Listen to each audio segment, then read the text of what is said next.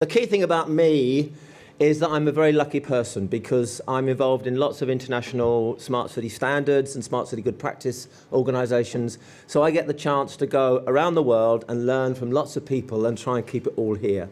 So hopefully I can bring some of that to make it a little bit more helpful to you here in Ireland. But I first of all have something I need to get off my chest. I'm sure you may well be aware that in my country of the United Kingdom, we're going through a period of collective madness. And I'm sure you're also aware that quite a few people in the UK are looking for ways to become Irish citizens. And all I would have needed was one grandparent to have been born in Ireland. Simple. I had a wonderful granddad, wonderful, great guy. He would take me swimming, he would take me to the seaside. I remember as a little boy sitting on his shoulders, he'd carry me around. I loved my granddad. My granddad used to tell me over and over and over again, he said, I was conceived in Ireland and born in England. And we used to laugh. Oh, Grandad, what's the use of that? Why couldn't your parents have stayed another few months in Ireland? However, there we are. It's not Ireland's fault, it's UK fault. So I'm so sorry I can't be joining you, but I would like to talk to you a bit about smart cities, and hopefully in a way that will help you to get some sense of how what you're doing in your company, in your business, in your local authority is part of a much bigger global play. So I want to talk briefly about becoming a data-driven city, how data can be used to help the city work better. And of course, the challenge of a city and the exciting thing about a city is there's lots and lots and lots of things going on, lots of systems to deliver different aspects of life. They're all working at the same time: health, transport, energy supply, water supply, education, employment, the economy. Lots of things are being managed by separate agencies, each of which generates huge amounts of data, and each of which requires lots of data to work well. And that's the thing about a city: enormous amounts of data being generated and used in many different parts of the city. And the key thing about a smart city is it's about collaboration. It's how can we start to bring all of that riches of data together so that it becomes accessible to the right people to be able to use it in the right way. And that's the thing that would deliver huge value in the smart city. I have another definition which I use more generally about a smart city, but I think this is also quite an important way of capturing what a smart city is about. A smart city is one where increasing amounts, because it's not static, it's not we've done it, but a smart city is one where increasing amounts of useful data about the city is collected and used by the public administration, by business, and by the citizen to help the city work better. A smart city is not just about the local authority being brilliant and doing lots of fantastic things. A smart city is where the local authority is brilliant and is doing lots of fantastic things with data and so on, but is also enabling business in the city, other service providers in the city, and the citizen to be able to access and use useful data in all sorts of ways to help the city work better, not only for each individual citizen, but for everybody as a whole. And so when we're talking about smart cities, it's about not just the city authority or the public sector, but it's about the public sector working with the citizen, the people, and with the private sector in partnership to make good things happen. And it's about technology, but it's about all sorts of interesting, valuable and important principles that everyone needs to work towards, that focusing on the citizen and not on my organisation or my the way we do things traditionally, or what makes life easy for me as a manager, but how can we make the citizen's life better? It's about the ecosystems. How can we link all the different ecosystems in the city and make them work in a coherent and synergistic way?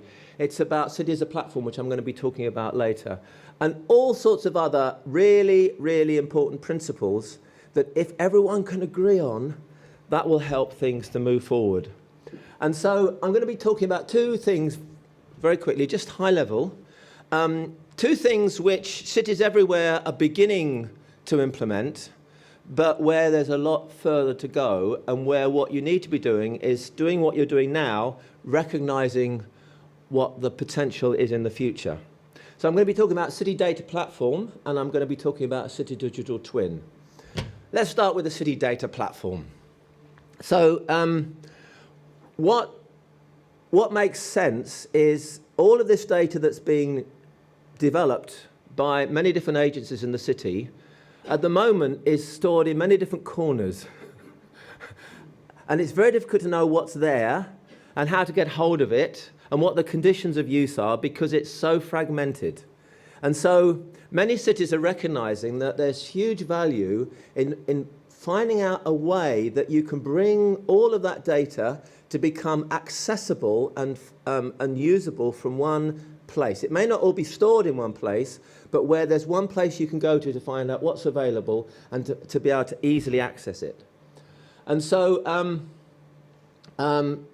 fairly quickly, just talking about the platform business model, and that's something I've been doing some work, unpaid work. I love doing unpaid work. Paid work's even better, but I've been doing a lot of work with the TM Forum, which is one of the main global telecommunications forum, and they do a lot of work on business models and as well as technology. It's how to make new things happen. And we've been looking at platform business models and smart cities. And we know that platform business models are becoming hugely important globally with enormous money being generated as a result of them. And the point is it's time for our cities to benefit from this way of bringing together people who've got something with people who want that thing and help with those easy exchanges. And it's about a complicated ecosystem, but it's about a very important thing that cities need to be doing. So the key value of this is if you have one place where everyone can go to find everything they need in a particular area, there's this network effect. More and more people use it, and therefore there's more and more value in it, and more people who've got things start to find, even though we don't get much profit, but it's good to be part of this because it's a huge and growing business, and you start to see these virtuous circles happening. But it's difficult. You know, it's a nice thought. Let's do it. But there's the question of what's the business model. Who's going to pay for setting up this kind of platform and managing it in an effective way? There's still many challenges, not only within the public sector, but obviously within the private sector too. Why should we share data? You know, it's data is power, knowledge is power. There's issues about the supply and demand gaps, that there may be people who want data that at the moment isn't available or nobody knows about it. It could be made easily available, but it isn't at the moment. So people are looking for stuff that isn't there, and people have data that there's no demand for it because people can't see how they could use it.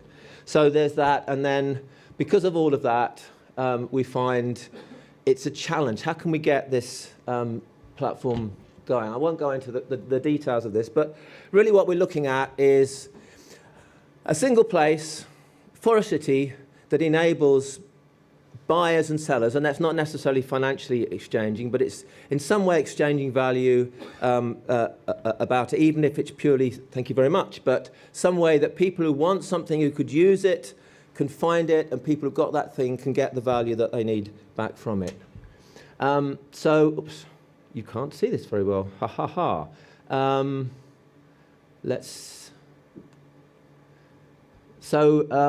I can still tell you the state. So what we did was thinking about some of the key stages in the city. So I'll just talk it through. So very often what happens is a local authority or a city start to think about how can I open up my data? And they set up their own open data platform for their own data that they have. And that itself is a challenge because it means you've got many different departments in the local authority that are gathering data in different ways, in different formats, place different values on it. So how to provide an easy place, even for local authority data to be made available. But many, many cities are doing this, and often it's been driven by central government. There are many challenges to do it, but many cities have started on this path. But then the second stage is when the city says, that's great, we've done that for our own data. Can we make this available for other agencies in the city? Utilities has been talked about, transport providers, companies, citizens, to add their data to make this platform even more valuable and exciting and useful to the citizen. So how can we become the place in the city where all data that's open, that's available for anybody to be used, can be gathered and found out about in one place? I was saying to somebody earlier, in Leeds City Council, they have City Data Mill, very good, excellent example. The most used open data on that site is something that's maintained by an individual, and it's a database of public houses in the city. And he maintains it, and it has a very rich information about the kind of beers and ales and the kind of atmosphere and the kind of food and is it disabled access or not, and how noisy it is and when are good times to be there. And people are adding all sorts of extra information to that. That's the kind of thing that if there wasn't that sort of a platform, people wouldn't know about. But somebody's putting effort into it. People are finding it because it's very visible. Because people are finding it and using it, the people who are doing it feel this is great, let's do it some more. And you can get these fantastic synergies. So it's finding an opportunity for the city, not just to open up its own data, but to encourage more and more open data to become available. And then, of course, that's challenging, but not too difficult to do static data. But when you're looking at real-time data or near real-time, transport, air quality, all of these kind of things, that becomes a much larger amount of data. How do you deal with that? So that's another stage that we're looking at. And of course, and these are not necessarily, this is not talking about you do that and then you do this. Sometimes, you know, there's a whole mix of things. It's much more messy than this. But sharing data is in many ways the most valuable part of it, where data isn't open, in that it's not data that anybody could have access to, because it might be personal data or it might be sensitive data. There may be security issues or commercial or some other issues that it should not be possible for everybody to have access to it, but where it will be very valuable for the right people in the right agencies to have access to it under the right conditions, so that you could start to build more comprehensive picture of citizens' needs or community needs and do a much better job. So managed data is a really important, managed sharing of data is a really important issue that's very complicated, because you have to set it up to make sure that you can only allow the right agencies and the right people, positions in those agencies to access it, and it can only be managed and used in a certain ways and so on.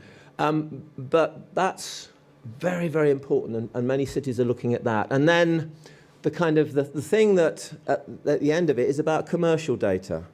That there's lots of data that private sector companies are generating that could be really valuable commercially. They could gain an income from it, but it also needs to be managed and made available in a proper way. So how can you set up, you know, we've been hearing about this with geodirectory and so on. How can you set it up so that it's really easy to have contracts about data and all the rest of it? You don't have to have face-to-face meetings and draw up things with lawyers and so on. There's very simple online contracts that can be generated and just dealt with and sort it all out to take all the friction out of all of that, but still make sure it's managed properly. So this is the kind of path that people are on, and it's actually quite important to know it's great to start, but when you start, it's good to have that final view in mind, where you're trying to get at, so that what you're putting in place will be the foundation that will enable you to get there.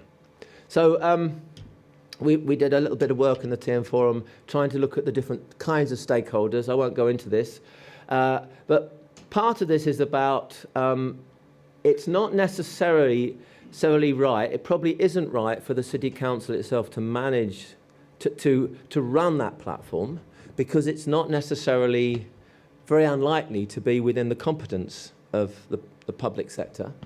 What is important, and you may well therefore get a private sector company to manage it, and it could be a company that is able to aggregate platforms, that does this for many cities or local authorities and can start to ensure consistency, and you can start to pull data not just from one city but from several cities and do comparisons and things like that.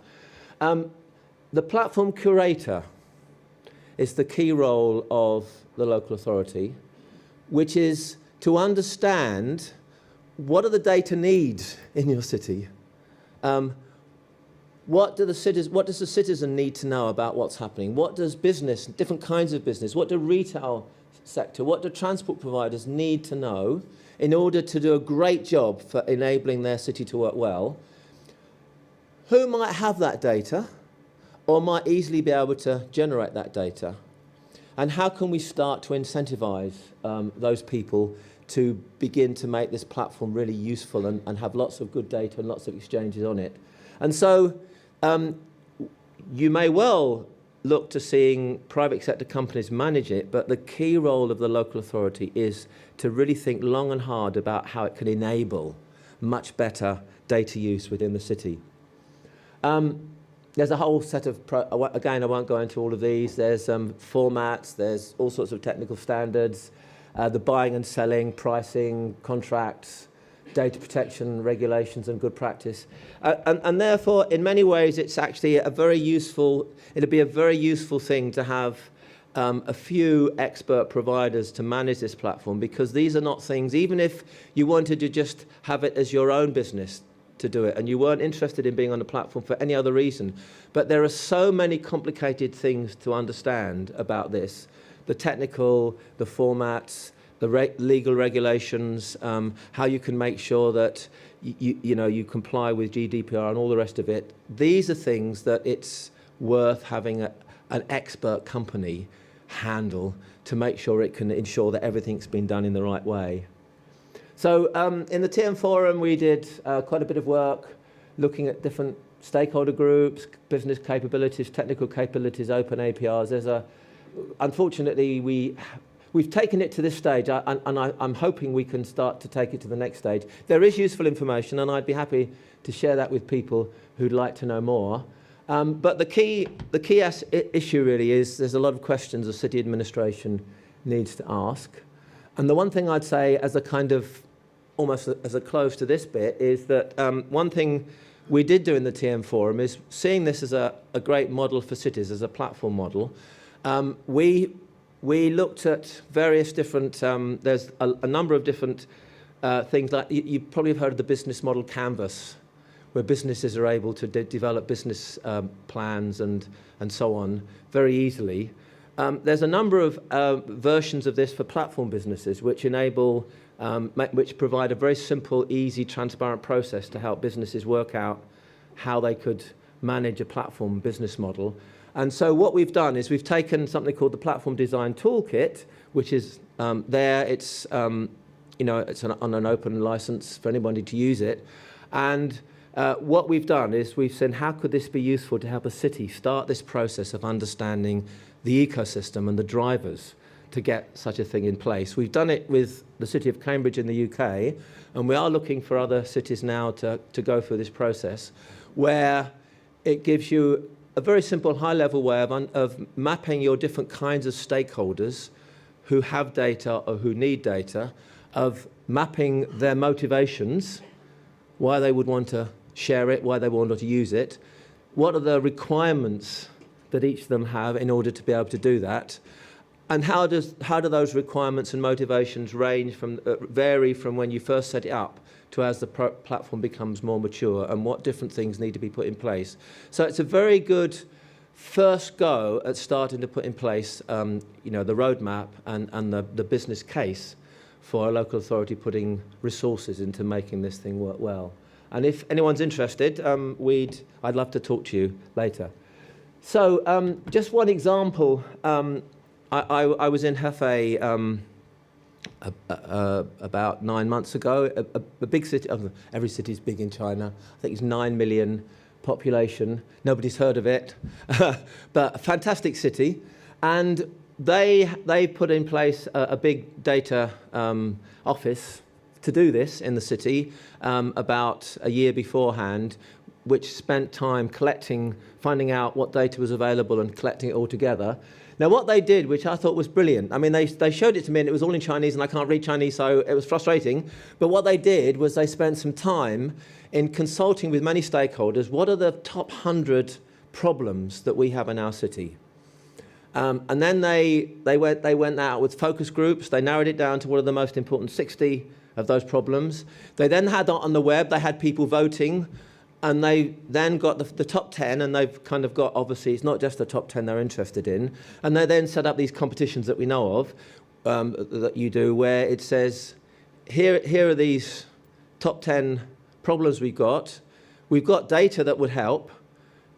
Who can offer solutions that would help us to solve some of these problems, or to at least help in some way with them. And they've set these competitions up for startups, for universities and so on.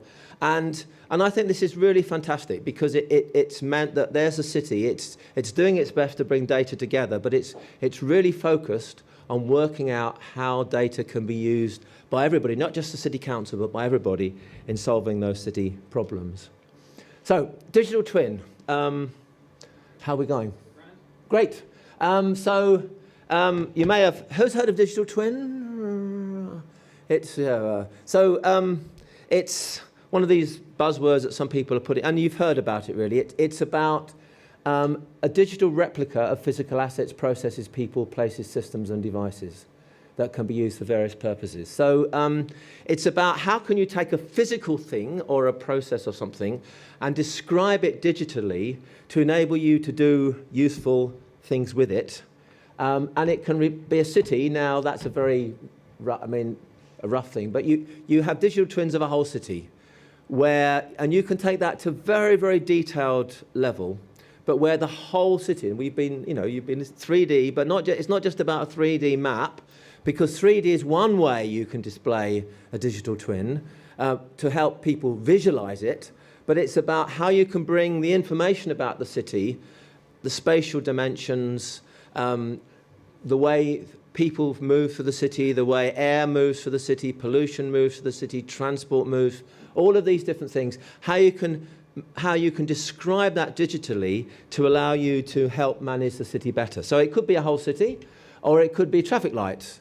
And you'll very often find those cities that are really working hard at that will have, big,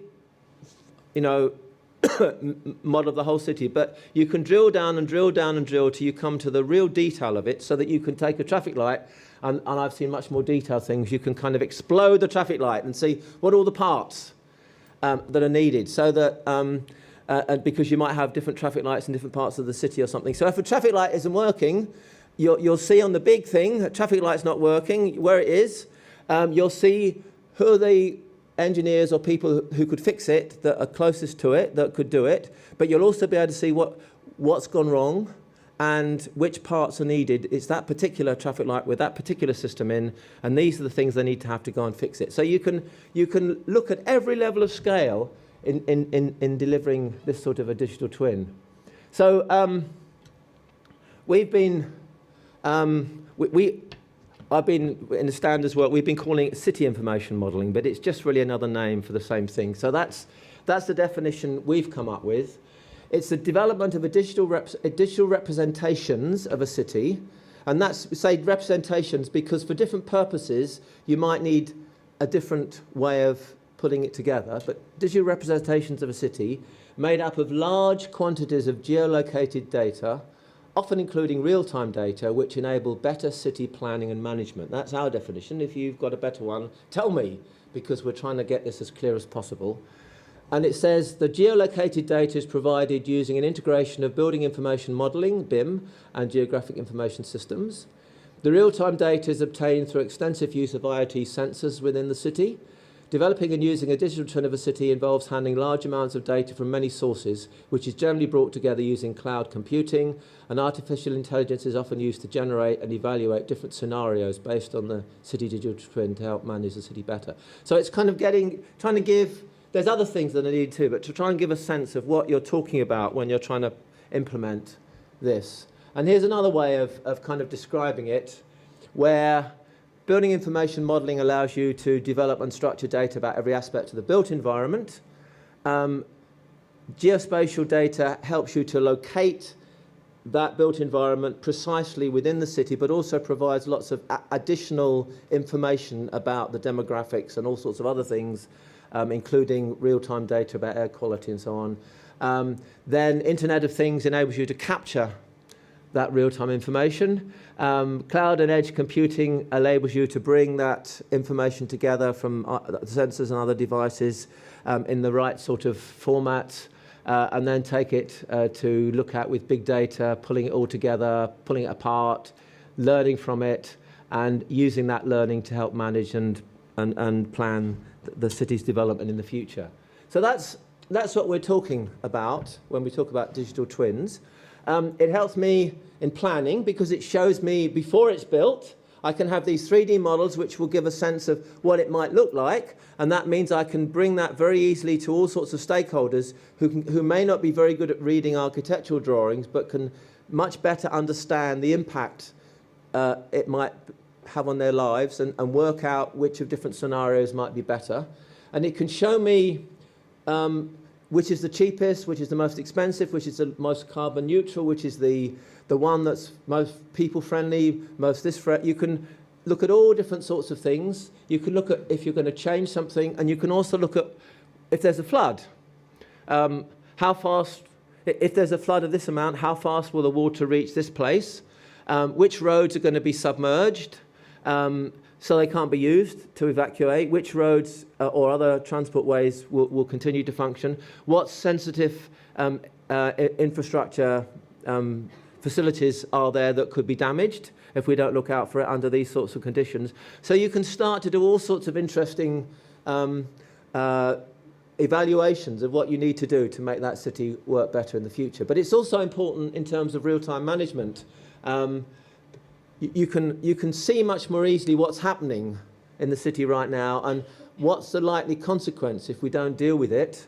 What options do I have to optimize the solution? Where are the staff, equipment, vehicles that are needed to do something about it? And what needs to be fixed, and what needs to be, what parts are needed, where to put it, and all the rest of it. So you can look at all sorts of levels to help in the planning and the management of the city. Now BIM, you may know, I'm just thinking, I've got lots of stuff here.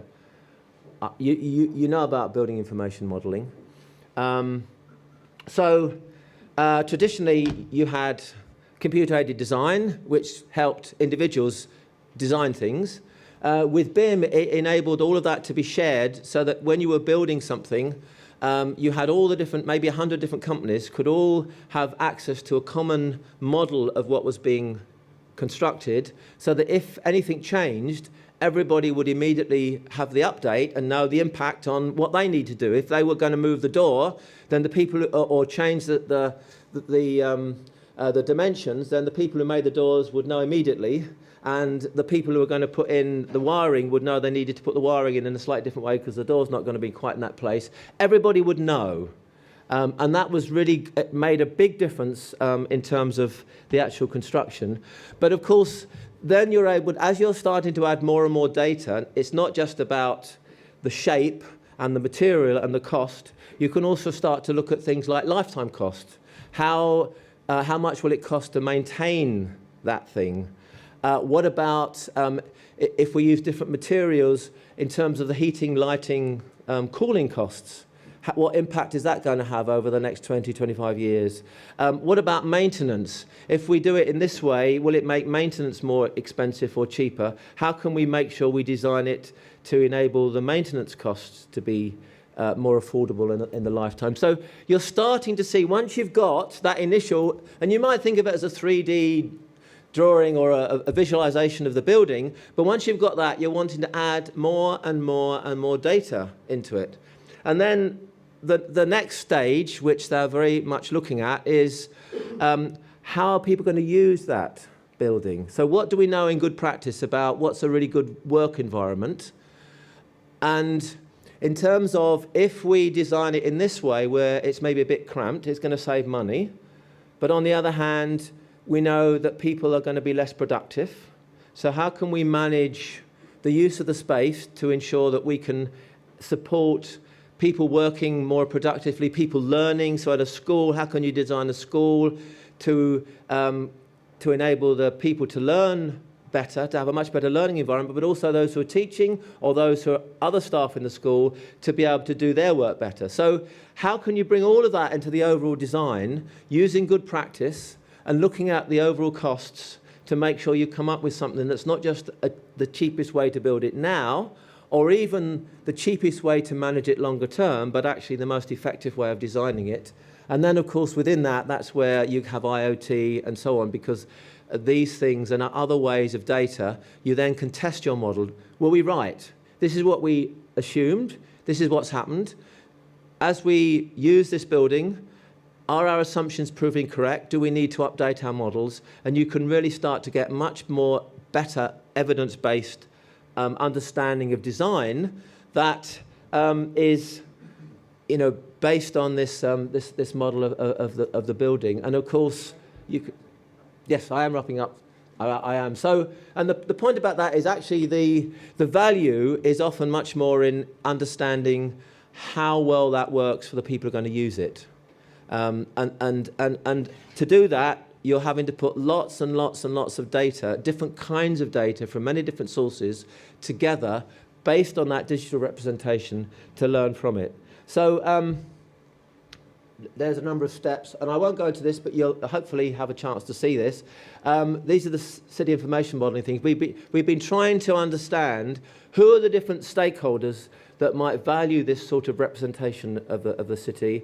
What kind of situations are they likely to be in? What needs to be the common things to make sure we get into digital twinning to make sure this happens? And I guess that's the key thing. What we're trying to learn, and I'll just whiz some of the things it's been looking at. What we're trying to learn is how we can make sure that we put in place some real standards so that everyone is using the same terminology to describe objects or data, different kinds of data, which will allow all the different sources to be to come into whatever kind of 3D visualization or digital model you have of your city. How can we get the right standards in place that will meet the needs of all those stakeholders in all these different scenarios? And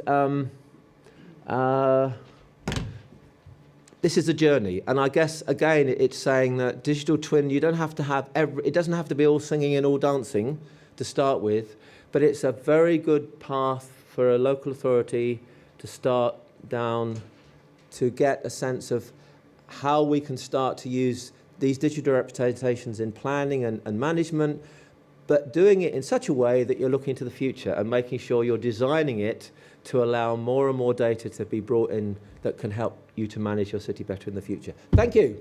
Thank you very much.